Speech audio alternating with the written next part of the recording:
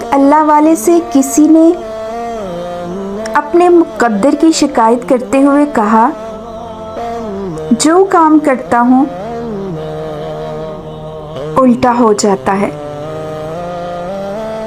मेरे तो सारे काम ही उल्टे पड़ जाते हैं। उन्होंने पूछा, मोहर देखी है? कहने लगा, जी। पूछा, ये भी जानते हो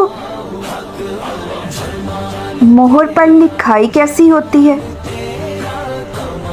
कहने लगा, मोहर पर उल्टे लफ्ज़ लिखे होते हैं।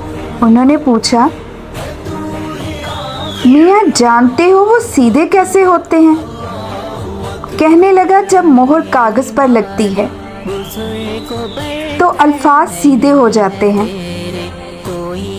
तो बुजुर्ग ने फरमाया, जिस तरह मोहर अपना माथा कागज़ पर टेकती है तो उसके अल्फाज सीधे हो जाते हैं, इस तरह तू भी वज़ू करके मस्जिद जा और अपने मालिक के आगे माथा टेक, सिजदा कर, तेरे भी उल्टे काम सीधे हो जाएंगे।